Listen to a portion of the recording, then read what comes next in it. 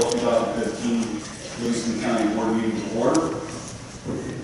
Tonight, Ron Kessler will lead us with the invocation. So with all our hands, please. Heavenly Father, we gather together as a county board and citizens of the county. We ask for your guidance and direction as we conduct our purposes. We pray for all the great needs around us and in the world. We pray for our government leaders, where we are, and we provide wisdom and guidance to them. We pray that many will be saved around the world. Help us to remember the poor and less fortunate. Help us to do that with all Jesus' name. Amen. Amen. Okay, pledge of allegiance will be led by Bill Flock. I pledge allegiance to the flag of the United States of America and to the republic for which it stands, one nation, under God, indivisible, with liberty and justice for all.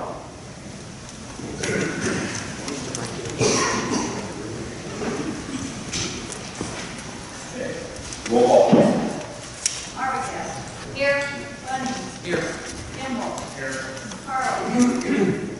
Weller. Here. Brendan. Here. Mays. Here.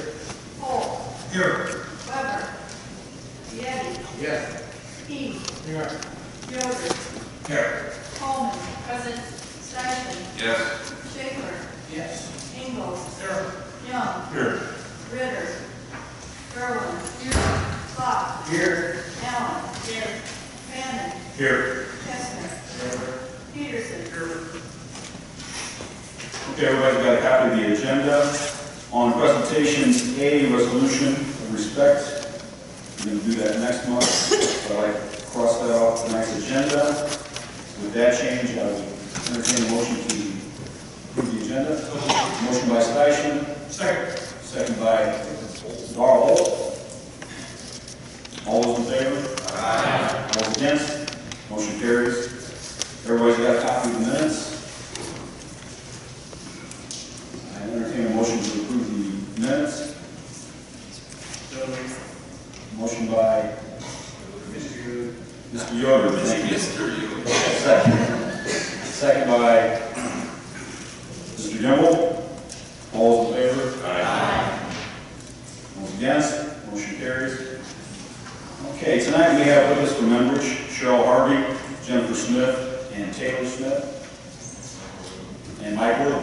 Did I say Mike? I'm sorry, Mike. Thank you, Chairman, and thank you, Will County Board. It's been a while. My name is Jennifer Smith. I'm Community Relations Manager with Enbridge. And I think it's been, my goodness, at least a year, if not more, since we've come before you, and we wanted to be able to give you a project update and introduce some new team members who you'll see in the community who have been active so far.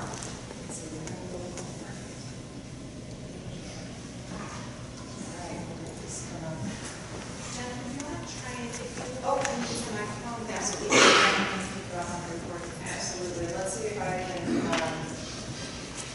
can you click on that little E? So we have just a little couple-minute video here that we wanted to start with. For those of you that aren't familiar with the Energy Transportation Company, so this is kind of, you see the little E in the and you may have seen these commercials. This is probably not it. Oh, on the first that orange triangle? Yeah, I did. It came up with that doggy smile YouTube video. That is it, but that's all right. We'll just go ahead. And so, Enbridge, we're an energy transportation company, and I'll just go to the next slide there and talk a little bit about what we do. And so, we transport crude oil to refineries, just to put it simply. And our system originates in Alberta, Canada, as well as in North Dakota, the Bakken area, Wilson area.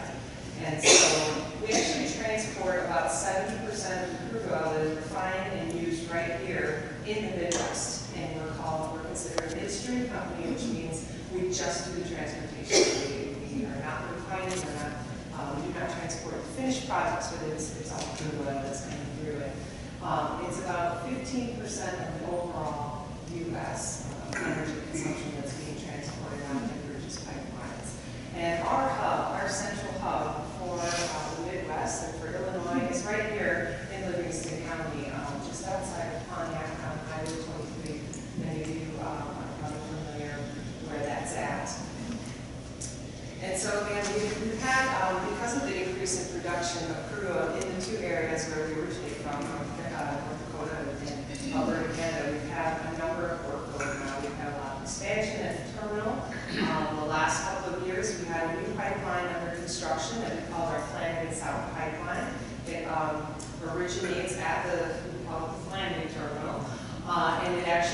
master terminal that we have in Cushing, Oklahoma, which is really the center of crude oil for the U.S. and actually for North America.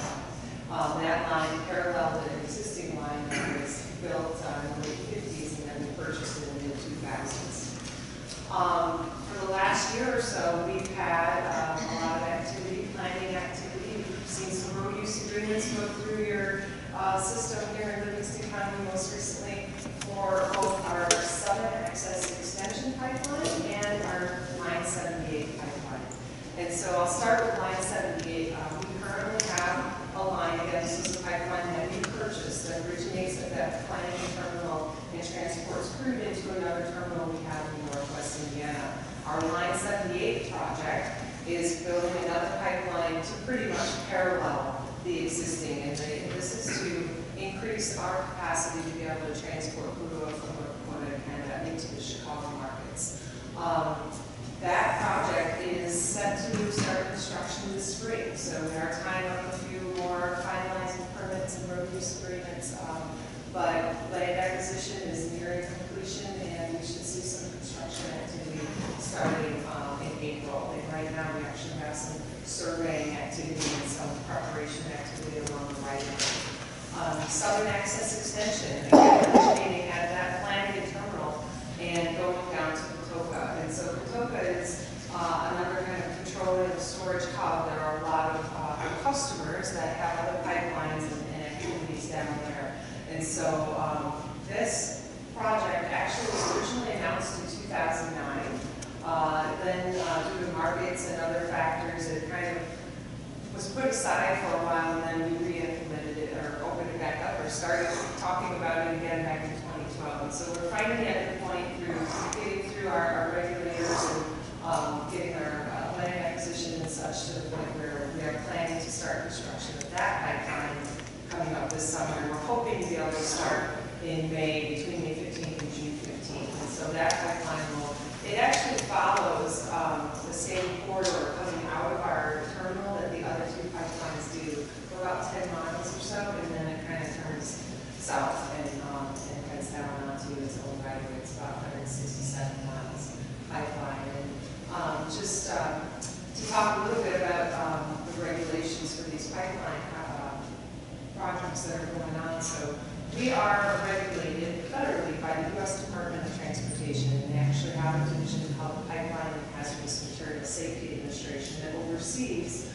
our operations, our maintenance, and on new projects like this, they oversee design, construction, making sure that it's meeting all of the federal regulations. In the state of Illinois, we are also a regulated utility, so we are under the purview of the Illinois Commerce Department, and when we have a new pipeline project such as these, we have to put an application to them, and there are public hearings and different processes. And so we do have what's called a certificate of good standing on both of these projects that are going to be starting. And then, of course, when we're also looking at building the pipeline, we have to come to counties for any drain crossings, road crossings. There's other federal regulators, U.S. Fish and Wildlife Service, U.S. Corps of Army Engineers for water crossing, Illinois Department of Natural Resources, Illinois EPA, and then all the way down to the townships and the municipalities where you're consulting, getting permits, making sure that everyone is aware. And so we've actually done a number of open houses along these routes. Last year we did a round on Southern Access Extension. We were hoping to start construction then, so we did a round of open houses, but then we had some delays there. And then on Line 78, we've actually got the coming up in Kankakee on 99, if anybody's interested and would like to come and see. And so that's what, this was a perfect timing. We appreciate being able to come and talk to the board because you will see construction activity going again in this area. And so just to talk a little bit more about the planning terminal itself, this graphic shows you information. So I mentioned this really is a hub for Enbridge and for energy transportation, not only in the state of Illinois, but for the U.S. We have one line that feeds the terminal coming in from Wisconsin, from Superior, Wisconsin. We call that our Line 61. That line was built about 2008. It was overbuilt. It was built to carry 1.2 million barrels of crude oil a day. At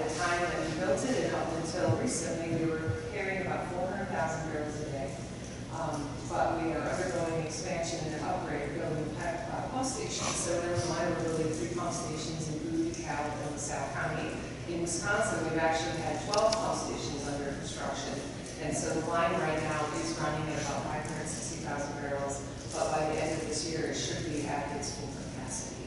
And so that is what's driving the growth that you're seeing at the Flanagan terminal with the new tankage that we had built last year. And right now, if you take a ride out on Highway 23, we've got 3 new tanks that are under construction as well. And so this shows that by the end of this year, we'll have 17 tanks and 4.9 million barrels of operating capacity there. And it's just so, you'll notice that I don't refer to it as storage. And because these tanks are not long-term storage, they strictly are for keeping the pipelines moving, keeping the batches moving, and being able to control the product going through. And so a typical batch of crude oil may sit in one of these tanks for 3 days, but usually not much longer. It's just a stopping point on its way to the refinery or on to its next location. And so you can see here all of the different capacities. And so on a daily basis, Enbridge transports about 2.5 million barrels of crude oil a day. So by the end of this year, about half of that is going to be coming through Livingston County and Pontiac.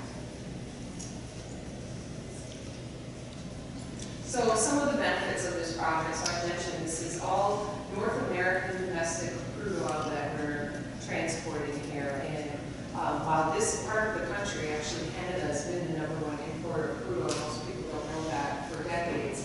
And especially to this area of the country, the Midwest, which is actually called PADD 2 in the refining world.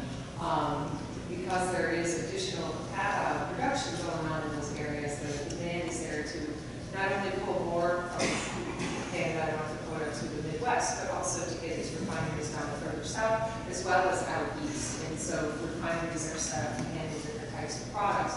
And so we can have over 50 different varieties of crude oil that are sold through the system. Some of it is very light crude oil that's coming out of North Dakota. Others is very heavy, thicker crude oil, and that's what you're seeing coming out of Canada.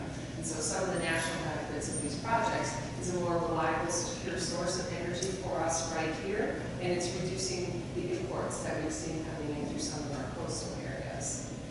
Locally, we're hoping you all have seen from our Flanagan South project some local benefits. I know we've had a number of different vendors and contractors who are working out at the Flanagan station. We've had hundreds of people working on the tanks. It's estimated that each tank creates about 70 jobs. A pump station creates about 50 jobs.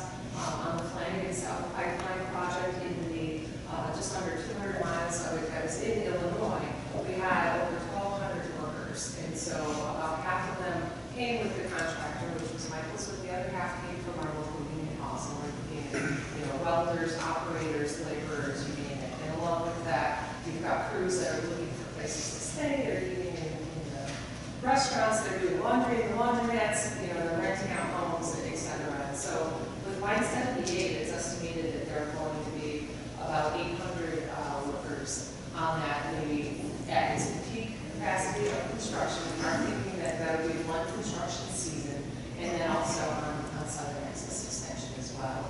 Also wanted to make sure that everyone was aware of some of our local programming that we've been doing. And we really want to be a good corporate citizen. We've been partnering with our emergency responders, the City of Pontiac Fire Department, and we have state community grants that are granted annually in this area, and they can use that for training and additional equipment. We've also actually, last year we sent a couple of the Pontiac firemen to training in Texas for tank firefighting training, and we thought it would be happy to send 4 more this year. That's outside of the grants that have been provided to the city. And the county EMA, LEPC, Local Emergency Planning Council, all of those groups are eligible for those grants every year. Additionally, we were out in the neighborhood today. This is Cheryl and my favorite job when we get to go. We met at the historical Livingston County Historical Society and are supporting the Striegel House activities. And we're just looking at the Pontiac Museum across the street to see if we can do something there. And so we are always open, and we want to know, what's going on in the community. We want to be a good community giver. And with that, I think it's a good time to introduce Cheryl Harvey, who is our new Government and Public Affairs Senior Advisor, and she is based here at our Flanagan terminal. So you'll start to see her out at the chamber meetings, and come on up and introduce yourself. She's still kind of learning the Enbridge business, but I think, what we'd like to do, I think that was, what we'd like to do is really, Cheryl, after this meeting, like to have start reaching out to everyone. I know a number of you have been to the terminal, but many of you have not. So over the next coming weeks in spring and summer, we'd love to make opportunities available for all of you to come and see the work that's going on at the terminal. Meet our terminal supervisors and managers. Unfortunately, they're all had to go out on for a planning meeting today, so we're traveling back tonight and we're able to join us. But we want those opportunities to be available with you, and we have sure we do that. We'll contact to work. And again, this is a hub for us. And so one of the other activities that we've been doing, we met the Dwight School Administration today, is we have an opportunity to do some teacher development. There is an environmental, it's called Keystone Science School in Colorado. Each year, Enbridge sponsors nationally a few teachers to go, and it's a one-week camp. And what they do, it's called the Key Issues Institute, and it's an opportunity for career development and for them to talk about the environmental issues in science. And so this is a program that is geared for science teachers in middle school. And again, it's an week-long program, and so we were just out talking about that to see if we can get some representation from Livingston County there this summer. So lots of good things going on, and we want to hear about more opportunities like that Cheryl can help get set up for us. As for our overall record and safety record, no incident will ever be acceptable. We have had a number of incidents in the past. I think the largest was in Marshall, Michigan, which was going on 5 years ago. And since that time, Enbridge really has evaluated itself from top to bottom. We've invested $4.4 billion with E in everything from a brand new control center to technology, all along the line, leak detection systems. We've beefed up our public awareness programming, our engagement with our emergency responders, our procedures, policies, you name it. Physicians like myself and Cheryl's are part of that commitment and that renewed energy that we have, and from the lessons learned in that. And so, over the past 10 years, over 99.993% of the product that we transport has gotten to its destination safely. Again, I've been with Enbridge now for about 3 years, and I continue to see all the improvements that we continue to roll out and have across the system.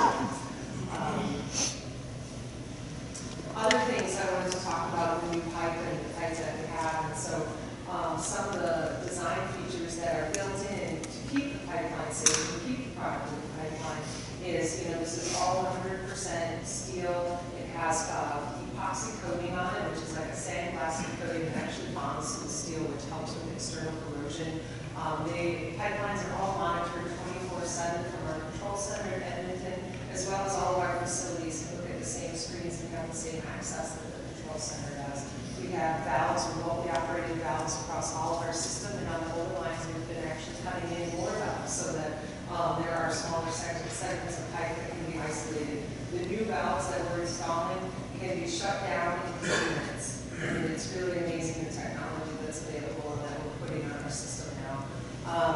Routine aerial patrols. Some of you, since you have pipelines in the area, see the helicopters going up and down, and we are required to do 26 times a year visual inspection for those areas that we can't see, but via aerial, we have people actually go and walk them. It's about once every 2 weeks. And then again, ongoing emergency response training. And so I talked about being able to send a few emergency responders to training in Houston, specifically for the terminal.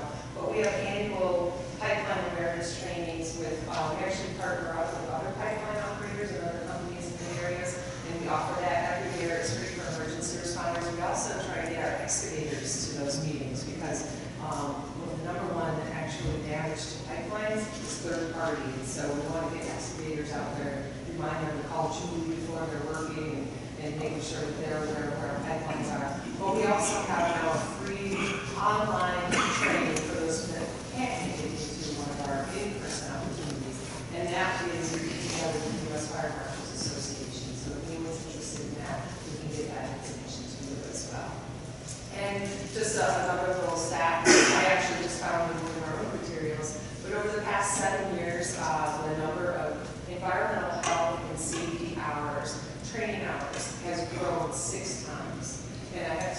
on average, folks are getting about 300 hours of training every year. Not only for their job specific, but safety training, incident command structure, emergency response, and that too is one of the things that's being done. And so again, we would love for you to come out to the terminal and learn more about the operations, meet our managers and supervisors that are working there every day. And now we have Sharon here in the community, and she's going to make sure that happens and that you guys will have some access and can learn a little bit more. And I know I have some follow-up to do from prior requests. So we're going to make sure that happens and that we stay visible and present. We want you all to have contact just in case if you hear something that's going on, an issue with one of the projects or anything. We want to know. We want to be able to address it. So Sharon, did you want to say anything? I'll be shy. Oh, I didn't talk too fast, but are there any questions? Yeah, I have one. I had a call just this afternoon. Are you currently preparing to bring more electricity into the Enbridge plant? I do know that, yeah, there was a plan to bring some more power for... Is that something coming in then from McDowell? Honestly, I don't know the specifics on that, but we can follow up with you in like more detail. I understood that it was going to be going across some of the ground in Lego Township. I don't know that level of detail. Well, I had heard though that we were needing some more power. If you find out anything, now this is how I do business, if you find out anything, call Chuck Shute. Okay, I have Chuck's number, so. Okay. Thank you. No problem. Dave. Oh, there it is.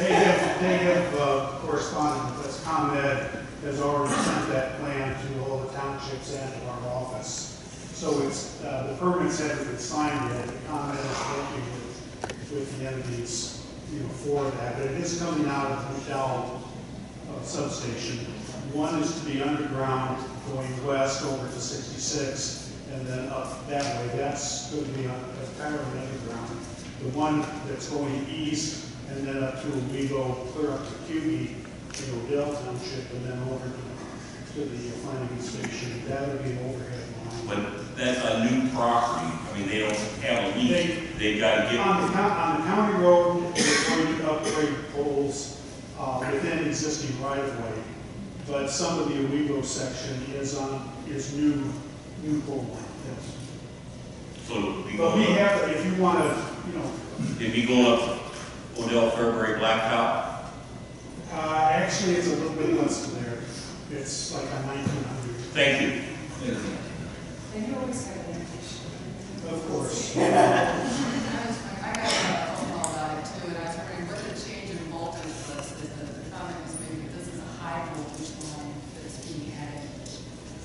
It's, I don't have it in front of me, but I do know that the voltage is increased. Still the same line, but I know the poles are going to be at least 10 feet taller than the existing ones. So that they, for the clearance, the higher the voltage, the more clearance they need, for traffic or farm machinery or whatever. So I can look that up. I don't have it. It's a kilovolt rating, and I don't know what it is. Yeah, if you could send that to me.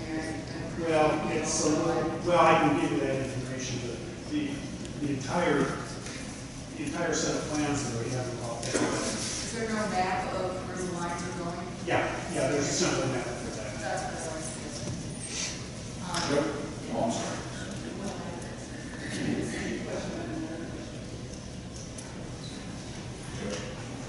Yeah, Jennifer, thank you for coming here tonight, and Cheryl, and Mike, and Taylor. I'm not to embarrass Mike. You want to stand up for everybody, Mike? No, you don't. I guess I went back, I promise. So I come from the very guys. In the past, a couple of my constituents have had some concerns about a project that was going over through the West Spring Oaks subdivision. Is there an update on the status of that project? Can you talk about that? Sure. I think it's been quite a while. I haven't heard anything from anybody. We had a lot of participation from some of the folks in the area that lately. Can Can you comment on that at all? Absolutely, yeah. And so we had, I think it was spring of last year, maybe it was the year before. It's been a while, but when we were coming in, Enbridge owns, so we have our existing footprint on the west side of Highway 23, and we also own 220 acres across the street, across 23 on the east side. And so when we built Flanagan South, we came in and we got rezoning done. It's so ag, so we got rezoning done for the pump station, the originating pump station for Flanagan South, and that's what's built out there now. We were coming back for approval of the pump station for our Southern Access Extension project. And at the same time, we thought, well, let's see if we can zone for that whole parcel of land that we own over there. And so, and after conversations with the county, our group came up with, our business development design group came up with a conceptual plan that we presented through the regional development authority and the planning committee, land committee, that showed what would the maximum build out be that we could do on this 220 acres. And so it had, a number of tanks, it had room for a pump station, and we engaged the neighbors of the facility. And, unfortunately, that was just what it said it was. It was a conceptual plan. It was if we had a customer interest, this is what we could potentially build someday. That's why we bought the land. At this point, and at the time of the application, we actually took it off of our application for rezoning because there really wasn't a need for it. So Enbridge, all of our pipeline projects, we're not going to build a pipeline unless there's customer commitment for it, unless there's already need and there's already commitments for us to have someone that's going to transport product on the pipeline. That is what drives the need for the tankage. Again, this is not long-term rental storage tankage. We do have that, but it's not a pushing anymore. And so, due to that fact, we went back to our business development department and said, is any of this, do you see any of this within the next 1 to 5 years? And they said, no, really. You came to us and asked us what could the potential be. That's what we put together. So we took that off. And before I was coming here, I hadn't heard anything about any other build out on that side. I do know that we have interest to build an office building because we're busting at the seams over on the existing side in terms of office space. But really there, I double checked back with our business development department, and there's been no development. There hasn't even been any customer work on that side. So at some point, we'll be coming back definitely, but what I could see us coming back for would be maybe an office building at this point. Again, so luckily, thankfully, we got our pump station approval to build that. There was also, we had business development, a different group of business development in the area, looking at land and talking to landowners about a potential partnership on a potential rail offloading facility. And that too, since last summer or whatever it was that they had started talking to the landowners in the area about potential options on land, that too did not have commercial interest, did not have market interest, so there's been no movement on that. I don't see anything in the foreseeable future of it either. So. Thank you. Anybody else have any questions for? Yeah, I did. Does your line that goes through the end, is that at the end of that line, is that a refinery? No, so the line goes to, we have a tank farm similar to right here. We have two up there, one in Griffith and one in Cherville. And so from there, it hops on other pipelines and goes to the refineries in the area, and then you can also transport some of it further east. It's your business model that before you build structures, you're assured of customer demand. Yeah. Which distinguishes you from other power industries? Well, I'm not sure how other power industries do it, but for our pipeline projects, we have what's called an open season. It's kind of like an RFP period where we're going to have long-term lease commitments are 5, 10, 20, 25 years long. And you have to have, Enbridge is a very risk-averse company, and so they are very much secured before we'll actually unfold it. Anybody else have any questions? You mentioned the valves, including a number of new valves to put on some of the old pipelines, so you have smaller sections, etc. Are those all manually operated, or do you have automation? They're remotely operated, so we can control them from our control center and they're monitored. They also can be manually operated, just in case, but there's redundant power systems that are built on all of our facilities. So they're set up to be remotely operated, but in case it's needed, they can also be manually opened and closed. And so there's security around them too to make sure that they can't be kept in. Jennifer, if I did my math right, it looks like your facility, you've got more oil going out than you've got coming in. $1,800,000, I counted on the output, you have $1,200,000 coming in. So is that what they're potentially capable of, or is those actual? Yeah, I mean, so we'll be, at the end of this year, we'll be at that 1.2 million, which will feed the other pipelines, but it doesn't mean that they're full all the time. So that's the capacity that we have. Anyone else? Will you be planning a Pontiac or Flanagan meeting? Well, and that's why we wanted to come here.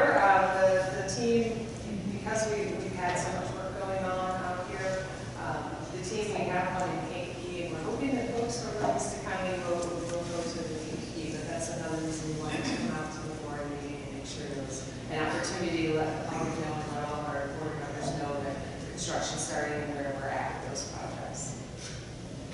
But we're also going to have Cheryl, one of the things that she's doing is looking to be engaged in your civic groups, so not only in the chamber, but if there's any Rotaries or Kiwanis, I don't know if you have an Optimist Club, we want to come out and want to talk about it. So just let us know about those opportunities.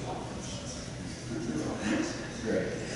Any other questions? That's right. That's the best meeting I ever did, the Optimist Club. Well, thank you. Thank you. Thank you. I appreciate it. And we'll be in touch. Okay.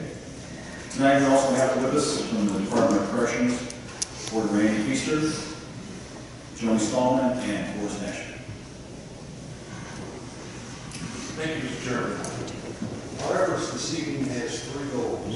One is to promote upcoming activities that we have in the local community. Two is to answer questions you may have. And three, hopefully, for your support for our upcoming activities. In the next few weeks, we're going to be on a major recruitment drive, which is incredible. It's an excellent thing for our local community and our surrounding communities. We're going to be doing some informational settings and also some screenings that will expedite the process as far as getting individuals on our hiring list. So when we do start hiring again, that the process will move that much quicker. I'm going to introduce Forrest Ashby, who is with our recruitment team from the central office. He's going to provide you more information. And once again, our goal tonight is to provide you with information, answer the questions you may have, and also in the hopes to engage with your support.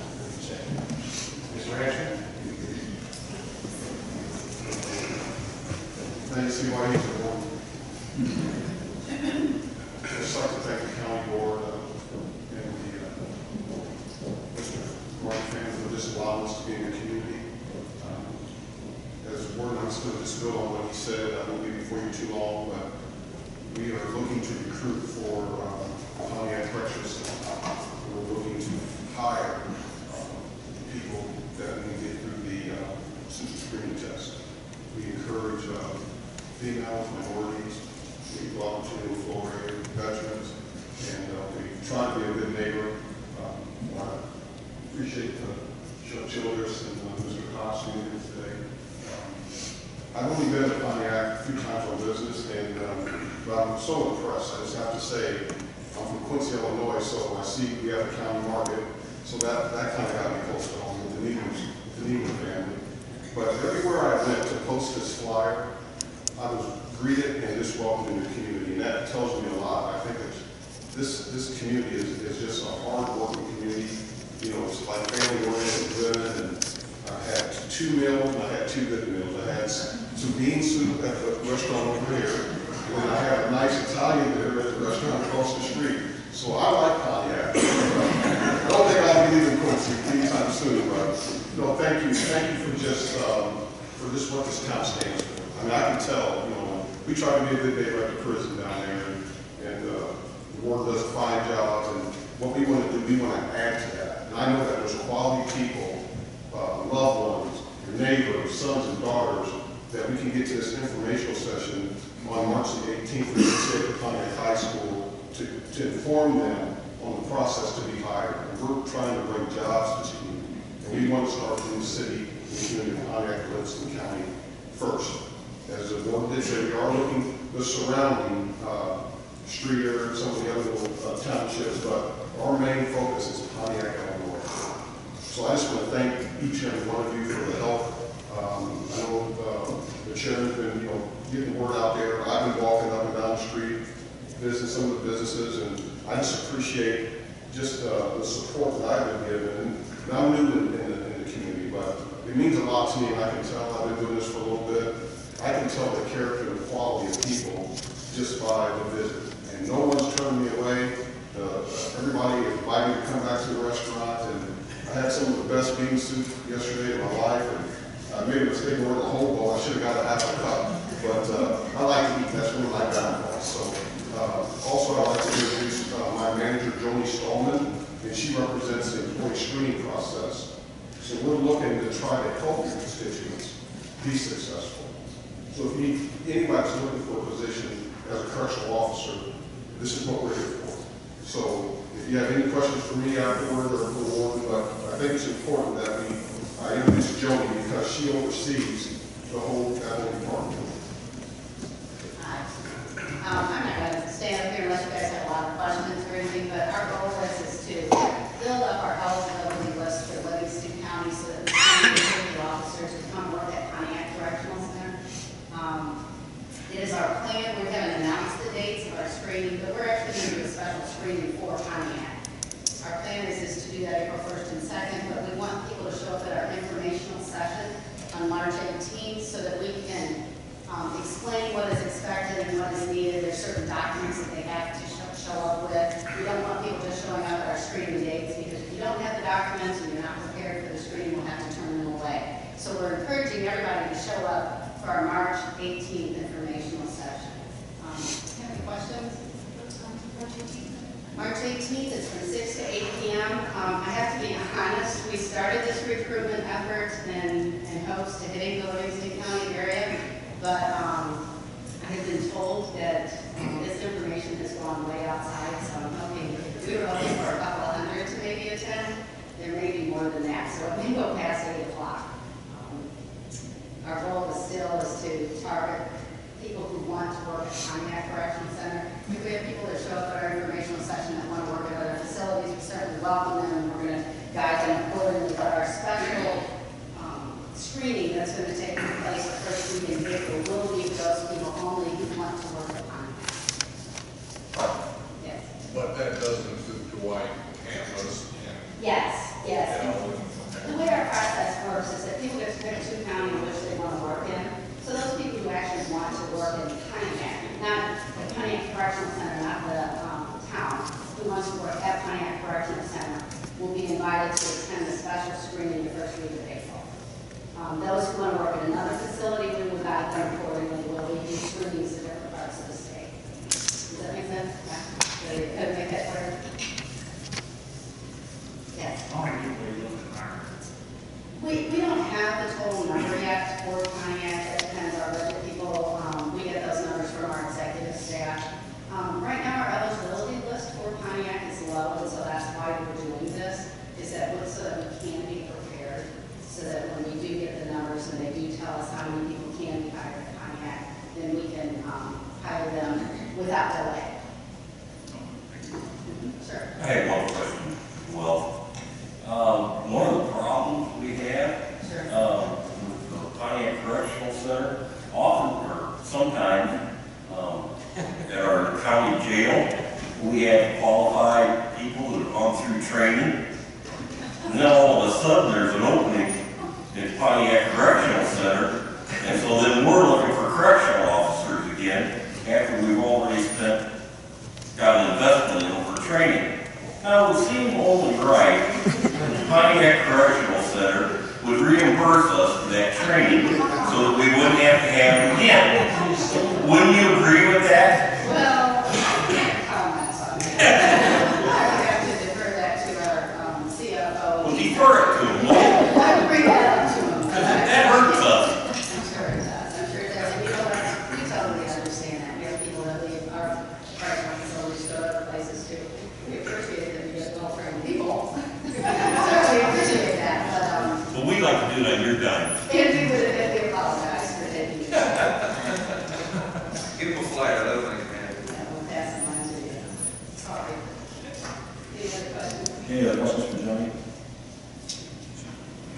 Thank you very much for being here. When was the last time we had a screening in Pontiac?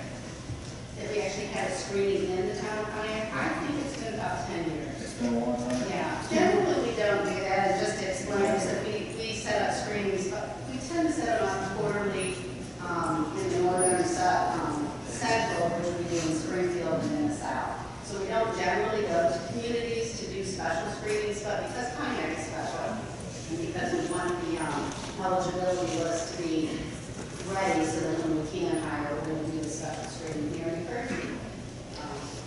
We appreciate you, Mr. Chairman. I just want to explain it real quick.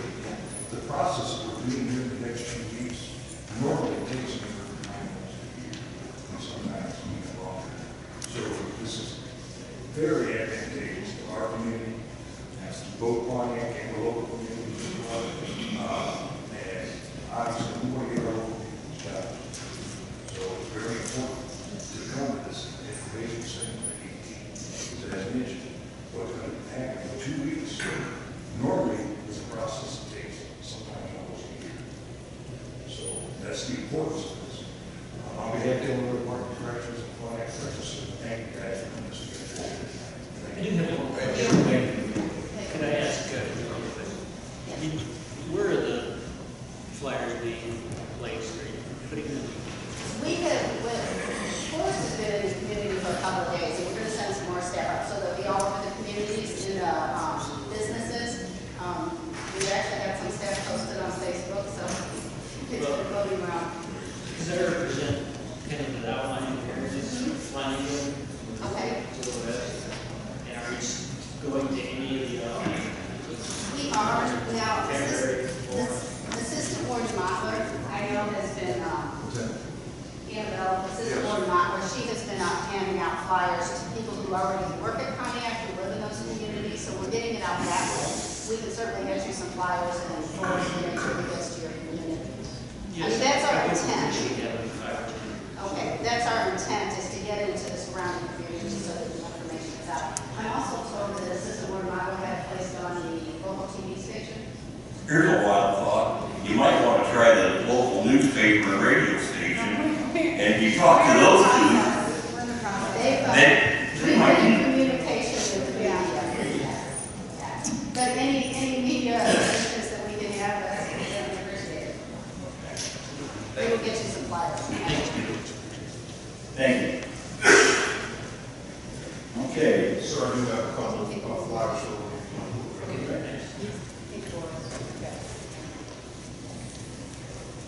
Okay, also with us tonight, we have Lynn Hellman, we have a Public Health 2014 Annual Report.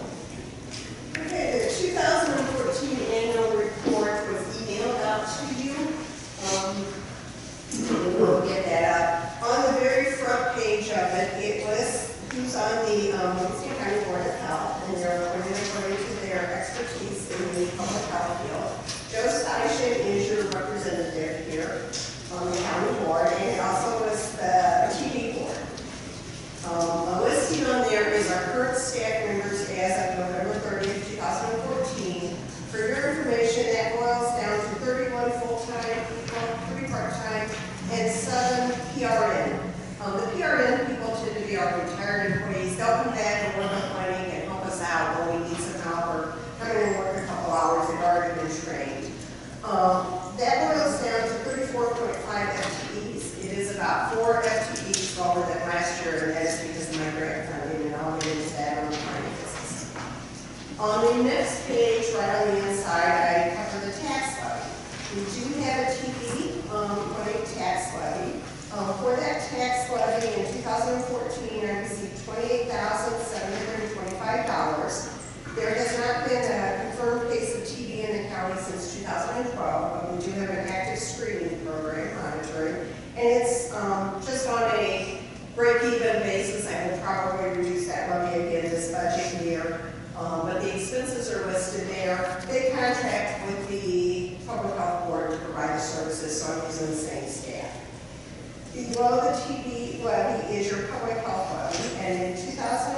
2014, I took $380,781, and then I listed how I kind of spent the money.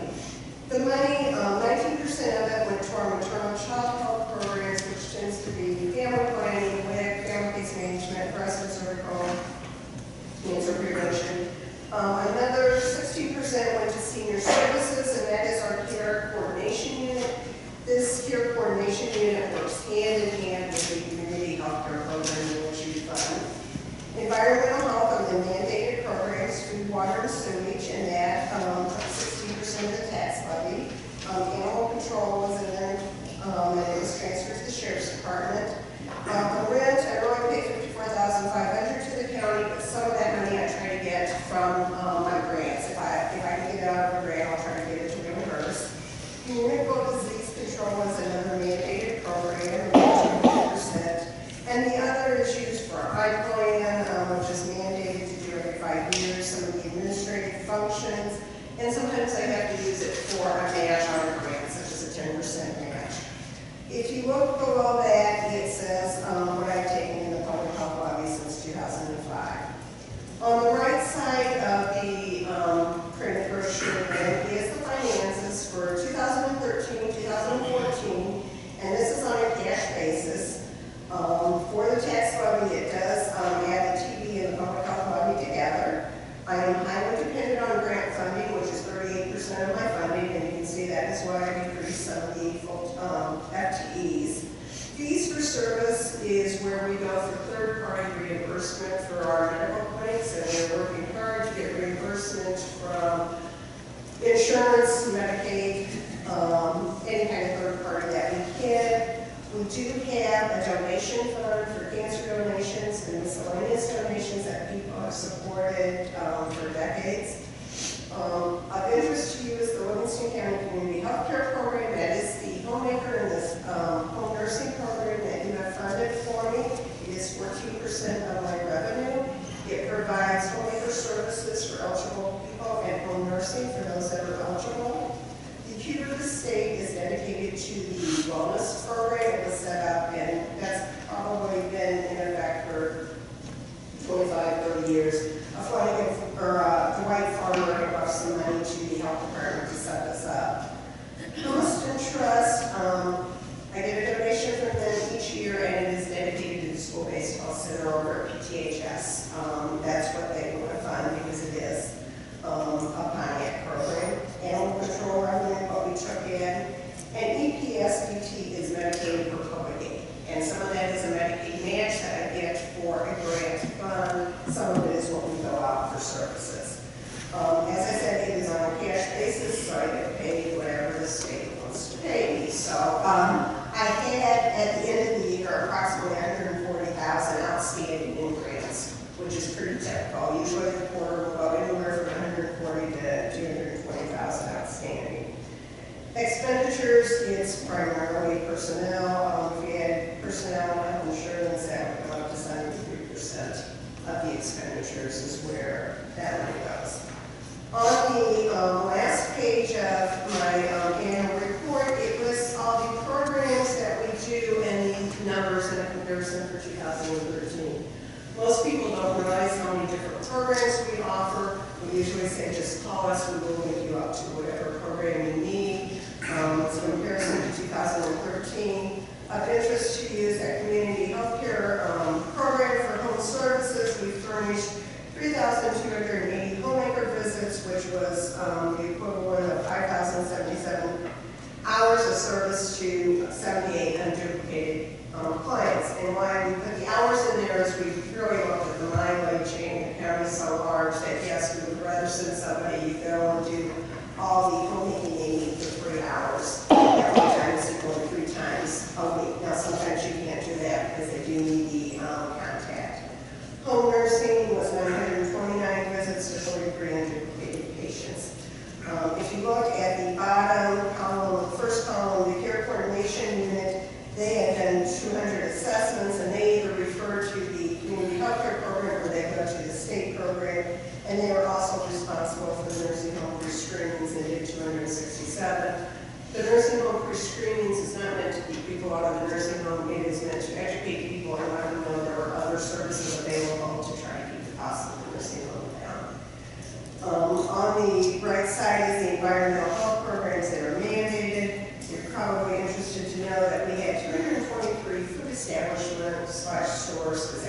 comes to your gas station and serve food in the alley that were inspected.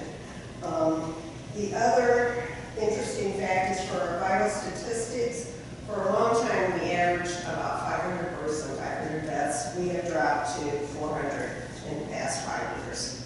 I used to be able to say for decades that it was always 500 when we go off. But we have dropped to 390 live births in 2013 and deaths were 384. And it was kind of balanced out. But I'd be happy to answer any questions on any of the individual programs. It's interesting that the number of restaurants and everything that are inspected is actually up a little bit. But the food sanitation class, we were people that, are those certificates good for like 2 or 3 years or what's? Yeah, they're good for long. You can take them any place and you can do them online now. So if you don't want to come out and do it at our office, you know, there are a lot more opportunities to get your certificate. Now, when they do them online, are they doing them through you or is it a state No, program? no, it's through, I think it's the National Environmental Health Association. I would have to check on that, but then you can do it online. Okay, thank you. In that center column, you have, I think it's at the top of the screen now, is the idea is that you have clients served 39 and 13, 0 and 14. That's because we lost that grant, so then I stopped the program. So it was a state grant, it came from CDC through the Illinois Department of Public Health. IDPH lost the grant, thus we lose the subcontracting grant. Any other questions? Mr. Session? Yes, we met Monday night, you want to take the folks through some of the changes with the IDPH, some of the things that were outlined, we talked about that you're watching very closely, and could have a fire drill at any time on some of the actions. Depending, since I'm highly dependent on the grants, I'm watching the state budget very closely and will make adjustments. This is not the first year that this has happened to us. But I really watch. One of the things is if they say it's going to be a 10% cut, we're going to see if that comes through. I'm always pushing to say if you cut me 10%, that means you got to increase my contract requirements 10%, which tends to not happen. The one program I know we're already watching closely is your community health care program. If they change the program on a state level and tighten the criteria and kick off half the people, I will immediately tighten the criteria for the county program so it doesn't get dumped on and it continues to serve the next layer of people. The community health care program is an excellent program as far as keeping people out of the nursing home and saving dollars. I don't have the statistics right in front of me, but the vast majority of them cannot afford any of these services and would end up in the emergency room in the hospital and in the nursing home prematurely. Most of them are county subsidized. We do have some that pay a fee for service for it. But I do have to keep close eye on the Department of Aging because if they change the state program, I will change the county program immediately. If they up the score required to qualify, I'll up our score to qualify. And I can, you know, watch that so that the county does not get dumped on because the state pulled out. Any other questions from Linda? Linda, thank you. All right. Moving down to the consent agenda. Entertain a motion to approve the consent agenda. Motion by Station. Oh, I'm sorry. We need a roll call to approve the public health report. Motion to accept the report. Motion by Station, second by Weller. Roll call, please. Harvey, yes. Funny, Yes. Kimball, Yes. Weller, Brennan, Yes. Mays, Yes. Cole, Yes. Candy, Yes. Yes. Keith, Yes. Yoder, Yes. Coleman, yes. Station, Yes. Schaefer, Yes. Ingalls, Yes. Young, Yes. Gerwin, yes. Bach, Yes. Allen, yes. Bannon, Yes. Kestner, Yes. Peterson, Yes. Thank you. Now we'll move down to the consent agenda. Motion to approve the consent agenda. Motion by Station, second by Bunting. Roll call, please. Barcast. Yes. Bunny. Yes. Kimball. Yes. Weller. Yes. Brennan. Yes. Mays. Yes. Cole. Yes. Getty. Yes. Keith. Yes. Gilbert. Yes. Coleman. Yes. Dyson. Yes. Schaefer. Yes. Ingalls. Yes. Young. Yes. Ritter. Sherwood. Yes. Flock. Yes. Allen. Yes. Fallon. Yes. Essex. Yes. Peterson. Yes. Okay, moving down to the action agenda. Highway Committee, Carl Oak, Thank Chair. you, Mr. Chairman. As Dave was explaining, the March 3rd letting regarding the specific projects and the year supply of materials. Yeah, in your emails, you have the 4 pages of levy information. This is both for county and township work.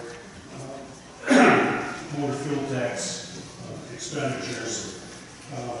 I won't read every line out of it, but this particular levy, it's our largest levy of the year. We get culvert prices for the year, and it's also for other maintenance items such as calcium chloride applied to township gravel roads to keep the dust down. We also have road rock maintenance, various trucking firms bidding on that material for various townships. On the county maintenance for the FOB quarry prices, those are to establish unit prices for different sizes, different gradations of aggregate for the entire year, from January 1st through December 31st for the calendar year. So in that particular case, depending on the price received from which quarry, we develop maps, based on a ton mile, haul rate. And depending on what's the best value, it's which quarry we go to pick up rock, depending on where the project is that we are doing at that particular time. Same thing with doing this concrete, that's hot mix at the plant. We also, Vulcan Signs, received was a little bidder on our traffic signs for the year, just shy of $11,000 worth of traffic signs. That's a little bit less than we normally, we can average about $12,000 a year in replacement signs. Just as one of those added things that one of our costs of doing business, it's not cheap to maintain about 4,000 signs throughout the county. So the last page, the last 2 pages are the oil and chip work, and we've broken that down into groups. Groups 1, 2, 3, 4, 5, 6, and then a few individual townships that are in that list also. The great majority of the work was, the little bit was Stephens 3D Construction out of El Paso, General Materials out of Gilman, and Gray's Material Service. I think got one job, but all told, without going through every line item, I just asked if there were any questions, what we received in your emails. Otherwise, the committee would recommend awarding these contracts. And sorry, I don't have the polls on here. I don't have the slideshow of every single project. Mr. Chairman, if it's okay, I'll ask you to go ahead and give the quarterly report, and we'll combine the 2 of the motions. Sounds good. Yeah, the last item is just the first quarter cash expenditures, not the funds that we are in charge of. Mr. Chairman, I would move that we approve the quarterly report and the March 3rd, 2015 levy. Motion by Holt, second by Kimball. Questions? Comments? Roll call, please. Barcast. Yes. Bunny. Yes. Kimball. Yes. Weller. Yes. Brennan. Yes. Mays. Yes. Cole. Yes. Getty. Yes. Keith. Yes. Gilbert. Yes. Coleman. Yes. Dyson. Yes. Schaefer. Yes. Ingalls. Yes. Young. Yes. Sherwood. Yes. Clark. Yes. Allen. Yes. Bannon. Yes. Chester. Yes. Peterson. Yes. Mr. Chairman, Crestmont came back to us with a different drawing and a different amount for the potential restroom repairs being done, or expansions being done, along with the shelter. We're considering that, and then we'll report on that at a future meeting. Okay? Thank you. Agricultural and Zoning Committee, Bill Plott, Chair. Thank you, Mr. Chairman. Chuck, would you come on down? And Bob, I don't think he's got any wild thoughts.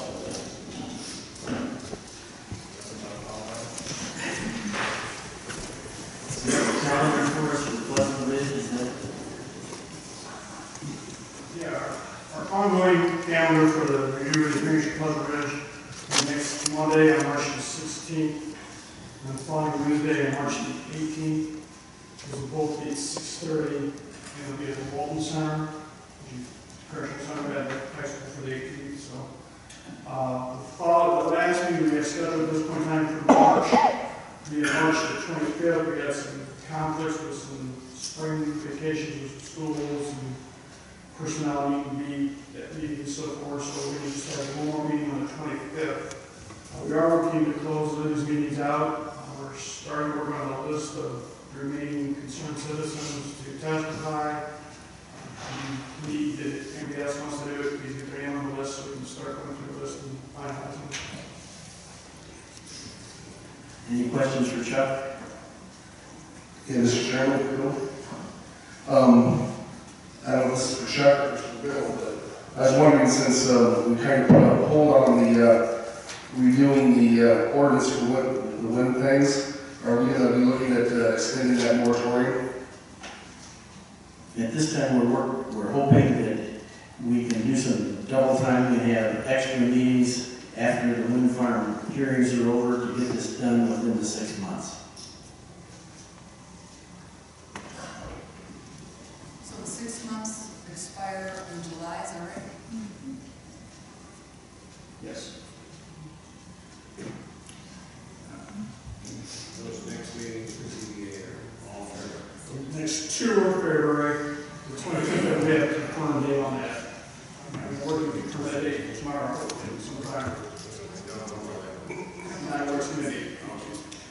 Possibly Pontiac High School, they're closed for spring break that week, and they're cleaning that week, so if they're done cleaning that area, then we can keep it, so. Thanks, Chuck. Tom Blakeman, would you come down and maybe give a statement for us?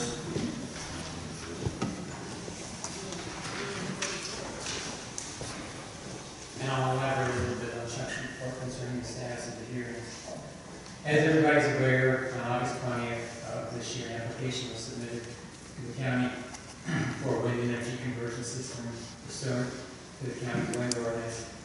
The Livingston County Board of Appeals is currently conducting a public hearing concerning this application. To date, we've had 21 sessions, and as Chuck just indicated, 3 more scheduled, but probably several more after that. Concerning the application, after the hearing process is completed, the ZBA will make a report to the county board that will include findings of fact and a recommendation as to whether or not the county board should grant or deny the application, or grant the application subject to special dispositions. All members of the public have been, who are interested in this thing, have been encouraged to attend the zoning board of appeal hearings to present evidence concerning the position. We've had a very large turnout at all the hearings. There's a great deal of local interest in this matter. To date, 31 interested parties have presented evidence and testified in front of the zoning board of appeals, and we have at least another 29 who wish to make a statement in the upcoming hearing. The county board will ultimately make a legislative decision concerning the WITS application after the ZBA process is completed.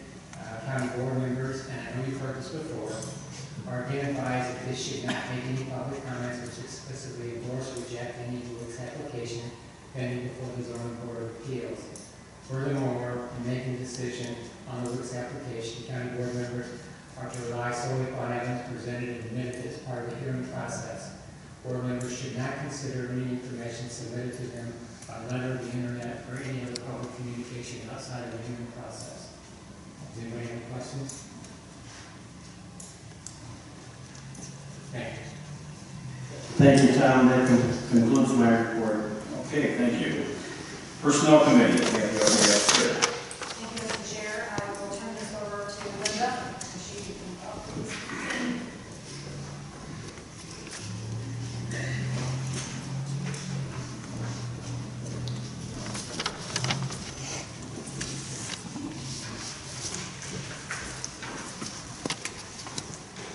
Okay, before you each have a resolution to adopt a new personnel policy entitled Reclassification and Elected Official Policy.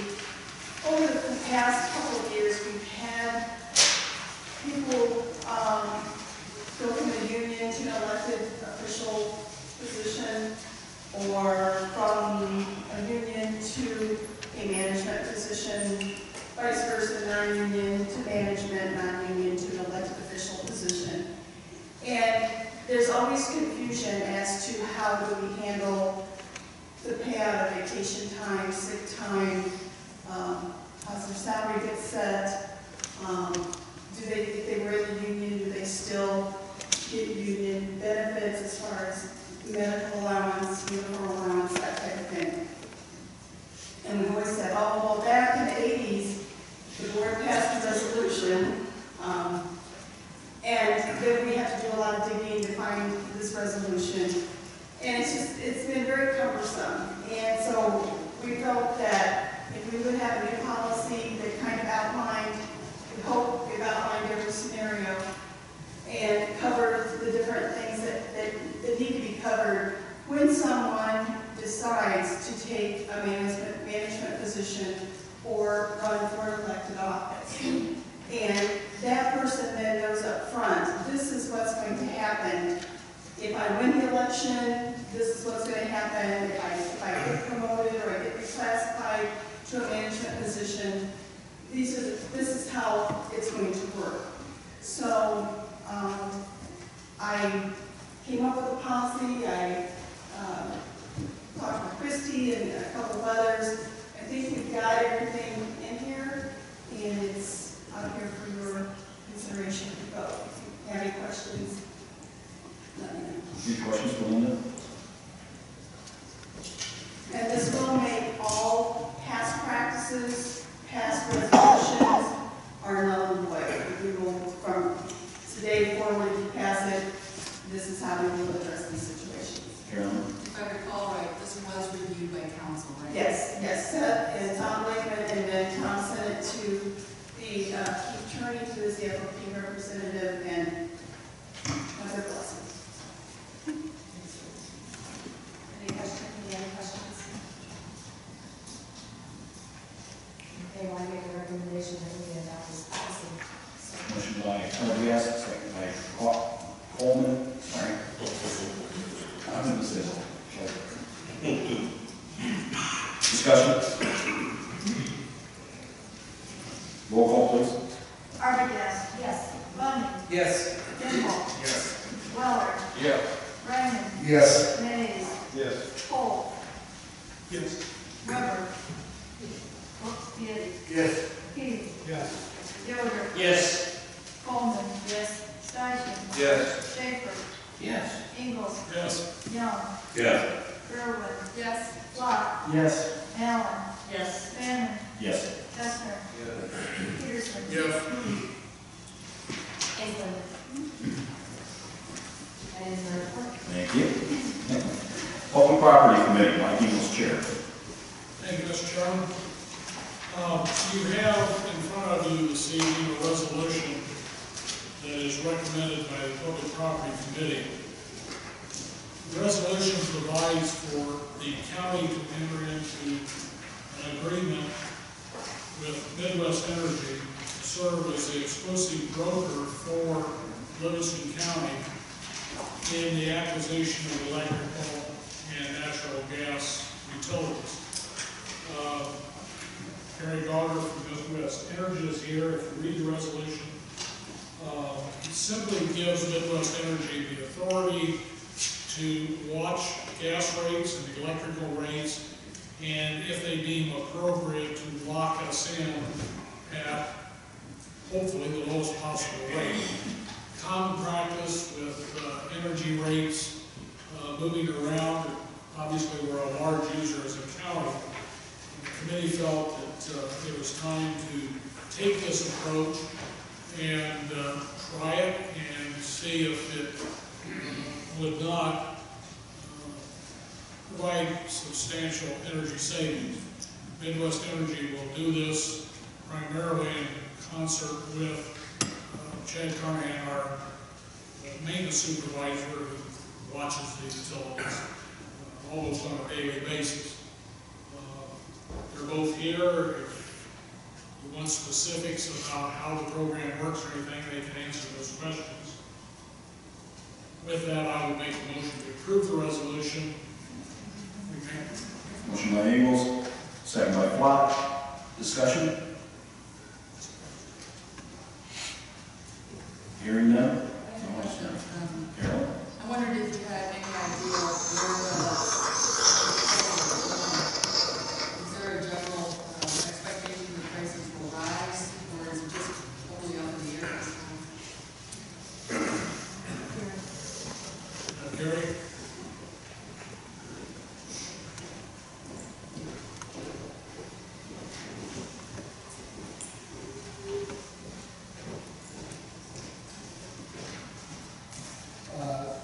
For the fixations of the energy increasing or decreasing, right now natural gas is at a historical low, at least in the past few years. Electricity follows natural gas typically. So right now energy itself, the electrical portion of it is also low. When natural gas prices increase, typically electricity follows that. It trends, and we watch it as a commodity on a daily basis. So it's a good time to lock in? It's a good time to lock in, definitely gas, and electricity is, again, a couple years ago it was a little better price, more bottomed out, but the electricity itself truly hasn't gone up in the supply aspect. The components that make up that entire price have gone up because of tariff capacity transmission. As a matter of fact, for 15 and 16, 16 and 17 is up tremendously. 17 and 18 is going to trail right now again. And that's all, on the SEC website. That's something that we're transparent and you can look at. Okay, on this resolution, I didn't see the cost expense with this free service. I'm sorry, what? On this resolution, I did not see any cost. What is the cost for your monitoring this? We're reimbursed by the suppliers. The suppliers typically have indirect and direct sales groups. We are on the indirect sales group, and we're reimbursed through the supplier. So you're being paid by the gas company to take money away from them? Give us a better price. Well, I don't know about taking money away from them. Basically, we don't represent any overhead. They're in-house direct sales team, costs a certain amount of money or whatever. We are, agents and brokers that work with them, but as an outside sales agent. As far as taking money away from them, we're reimbursed by them. Who reimburses you? The suppliers. What company? Well, it depends on who you deal with. I mean, we work with the Nagel Energy, Sequent Energy, Centerpoint for gas. For electricity, we work with Dynegy, Homefield, Mid-American Energy, Direct Energy, Energy Me, Champion, and this goes on and on. I believe in the ICC website, there's over close to 30 or so suppliers in state of So are you like an independent insurance agent then, or? Correct. Yeah, we're not a broker, just like we're energy brokers, just like an insurance broker or something similar to that. Correct. So if you switch from NICOR to some other company, then that other company then pays incentive people have to give us cheaper gas? Just like an insurance broker, I mean, you know, the insurance company pays the broker, you know, to represent them. And that's the incentive. Following your question.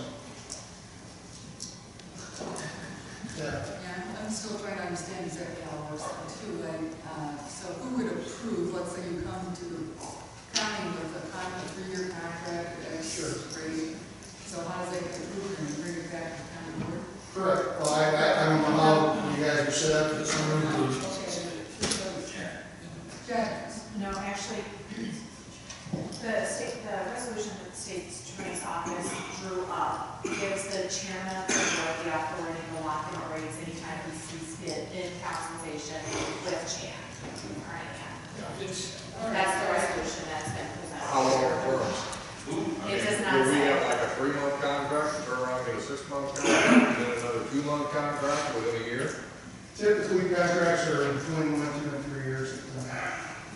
So, Alina, you're telling us that it would only be chairman of the board that can actually lock this in under the recommendation from Gary and Chad? Yes, That would be through the chairman of the board? that's correct. Okay. That's correct. And what we agreed upon at the property committee is that we were only going to try this for a year, so we won't be looking at anything over and above a year, because we wanted to evaluate where we were at and what the cost savings were after that year. So Gary, we won't know what we're going to sign on to until Gary makes us some type of recommendation and shows us the bids that he received and what the different options are.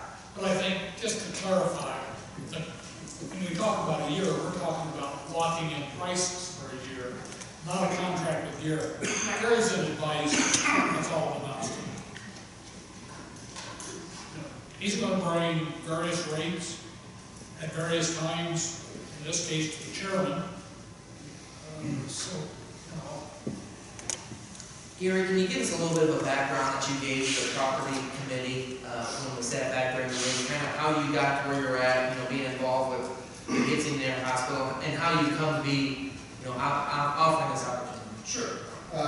For the past 20 years, I've been a facilities software engineer, facilities management, and on the user end, with the hospital, medical office buildings, long-term care, we purchase quite a bit of electricity and natural gas. And there are different strategies that you can use to try to save money.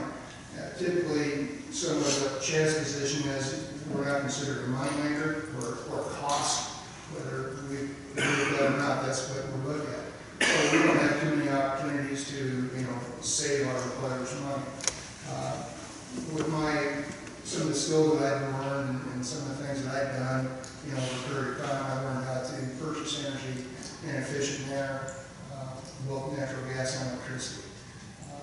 The company that I work for now had approached me several times and asked me to come on board, and I wasn't interested at the time.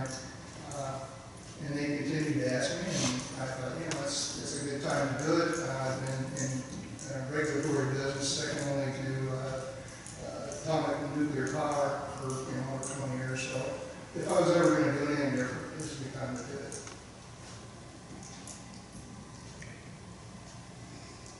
Any other questions or discussion? So once we get locked into a contract, your work's done for a year, and you can go work for something, work on another client.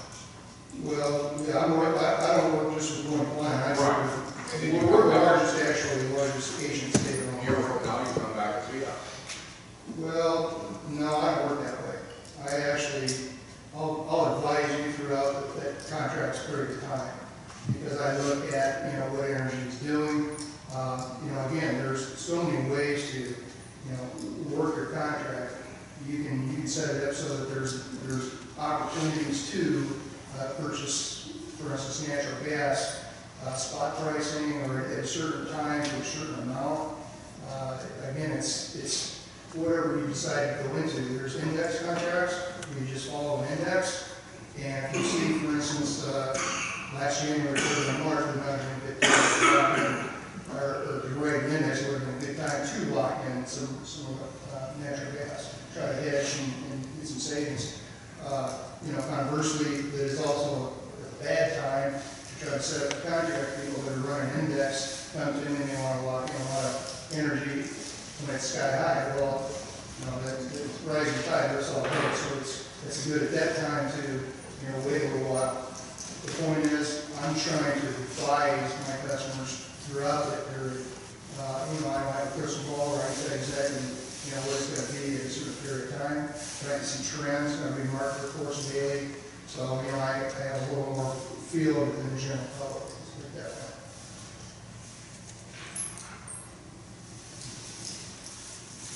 Yeah. Do you have anything to say about the other tariffs and so on that go with it? Is that part of Not really, I mean, not as an individual. You know, the people that have started our company were regular down in Springfield. I mean, they would work with, you know, Citizens Utility Board and, you know, different individuals. You know, they would advise on certain tariffs, but as far as myself individually having much control over it, no.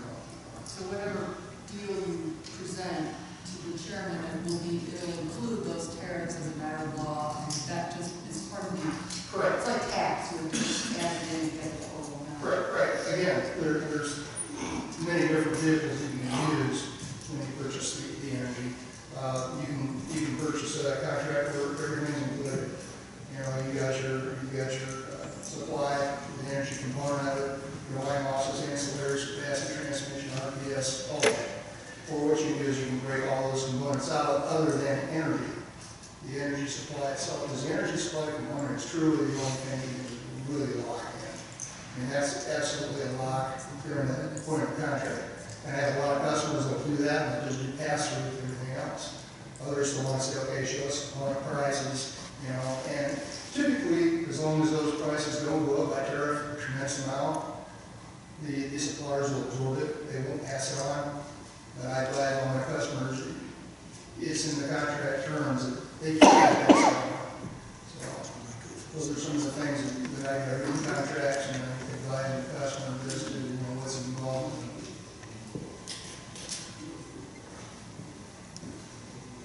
Any other questions?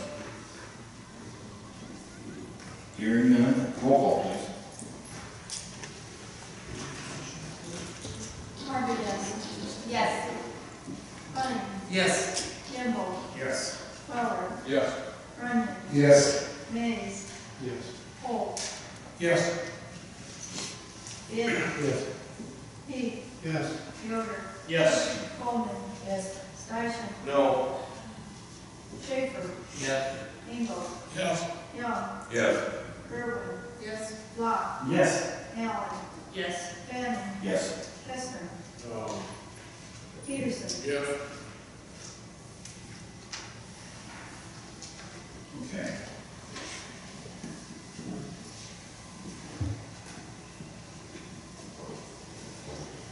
Anything else, Mike? That's all. Okay. Thank you, Eric. Appreciate it. All right, Elections and Rules and Legislation Committee, Jack, you're the chair. Mr. Chairman, under A, we have an ordinance amending the animal control fines, and that should be in front of you there. It's an action item. Any questions?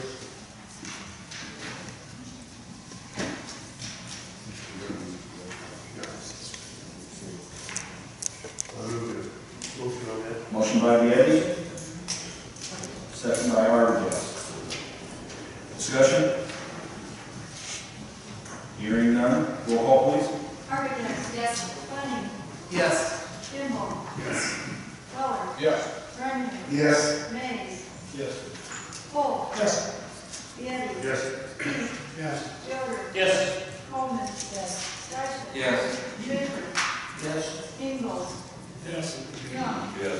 Ritter, Gerwin, yes. Block, Yes. Allen, Yes. Fanning, Yes. Kestner, Yes. Peterson, Yes.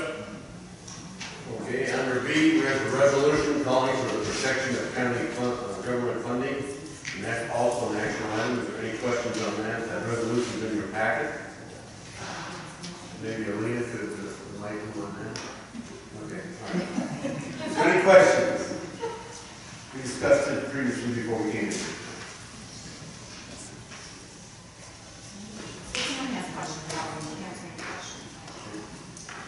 Is there any questions? Mr. Vice. Chairman Vietti, this is the thing we talked about in committee that had 0 Republican support in the Senate, in the Illinois Senate, correct? Correct. And this is a knee-jerk reaction to what the governor is trying to do statewide, correct? Okay, thank you. Any other discussion? If not, I'll make a motion to approve. Motion by Vietti. Second by Gerwin. Any other discussion? All those in favor? Aye. All those against? Nay. Roll call. Roll call. Armitage. Yes. Bunning. No. Kimball.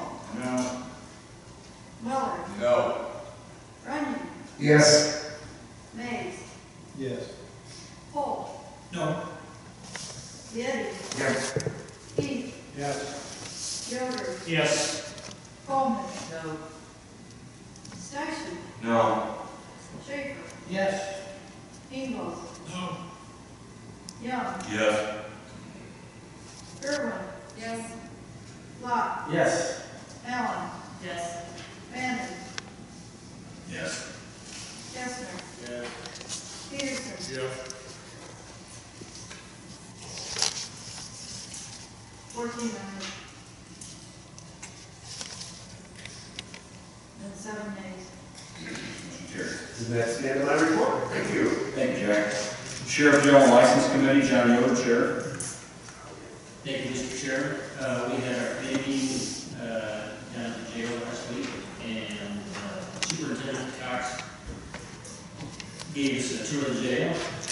And other than that, you have got the minutes emailed to you, and that concludes my report. Okay, thank you. Information and Technology Committee, Vicki Allen, Chair. Mr. Chairman, the IT committee will be holding a special meeting the week of the 23rd to discuss going with a contract IT service over an in-house staff. We have 3 2003 servers that need to be replaced before July, and we're going to move forward with network consolidation project as soon as possible. That ends my report. Okay, thank you. Finance Committee, Tim Schaefer, Chair. Yes, Mr. Chairman, we learned at committee through the good work of Mr. Clemmer that as we were about 25% through our fiscal year, we've spent about 25% of the budget. So that's not bad by my reckoning. And that's the only thing I have to report. Thank you, Tim. Administrative Committee, we talked about the possibility of doing some training for the full county board, and we talked about goal setting, and we'll be setting up some full board meetings to talk about goal setting. So as soon as we get dates set on those, we'll get that to you. And that's all I have. Veterans Assistance Committee, Joe Station, Chair.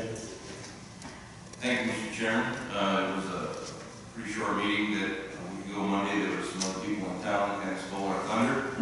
We made it through. I believe there's Paul Augsburger was in attendance that night. They're having a steak fry in Chadwick on the 18th. The flyers on your screen. He asked us to put this forward for everybody, and it looks like the 18th is going to be a busy night for a lot of people. But you have it before you, and that concludes my report. Thank you, Mr. Chairman. Okay, we're down to public comment. Public comment will be 5 minutes per person, 30 minutes total. Floor's open. Come on up, Mr. President. Absolutely. Mr. Chairman, just before you, during Melinda's presentation, I became another grandpa. So.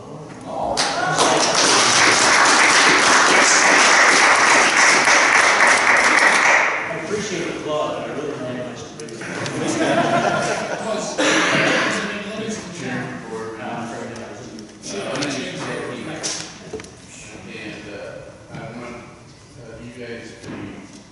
noted that a couple of weeks ago, one of the top heroin dealers was busted by the sheriff's department. And One of the top, what that? heroin dealers. Heroin, you know that. And they've been chasing her around for, I'm not gonna say it, maybe I shouldn't say that, but, they've been chasing her around, or the person around for years, and they finally captured her. And, I think that we noted about the proactive unit, and they should be somehow rewarded or given whatever they do, or plaque or something. But I urge you board members that when they catch these, especially heroin drug people, that they go to Seth Alpha and push to keep these people in jail. Because they had one that they put in last fall. They put her in prison down at Decatur. They transferred her over to someplace else, and she's out of it. And she's got a record from, all the way up to interstate. And you gotta stop this heroin thing. It's coming. I mean, it's bad. And but the proactive unit, with their diligence, they put that person in jail. But the drug deal's got to stop. I mean, it's bad. So that's all I have to say. Thank you, Mr. Ian. Yeah. I told you didn't put me up for that.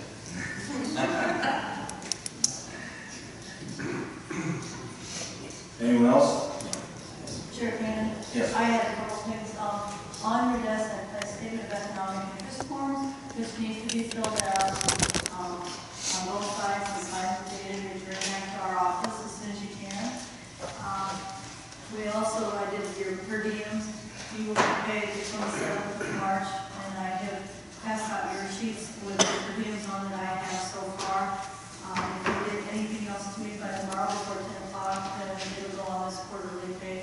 Otherwise, it will be held over until the June payroll. And then last but not least, there was an article in the newspaper recently, and we wanted to do a shout out to one of our county board members. On January 16th, one team and 4 individuals were inducted into the Dwight Township High School Athletic Hall of Fame. As you can see, 1967 football team were inducted, and one of the members of that team was Bob Ball.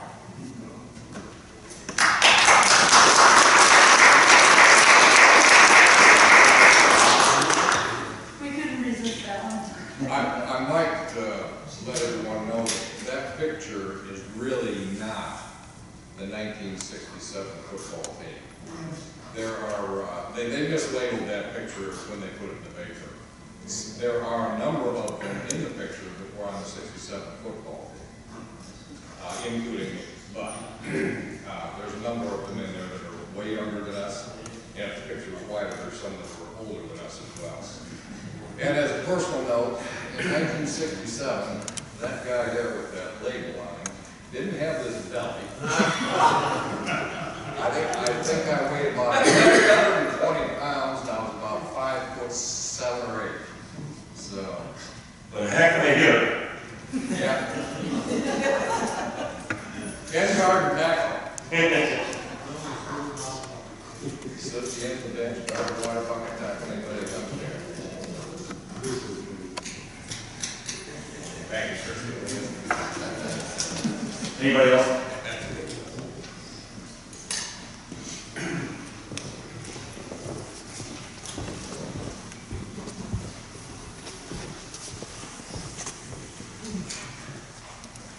Thank you, Mr. Chairman.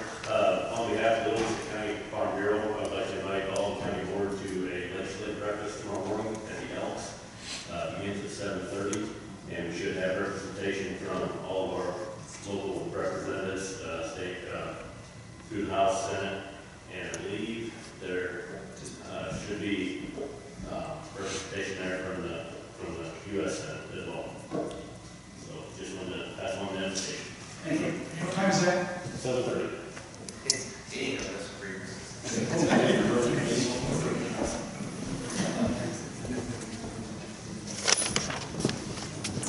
Okay.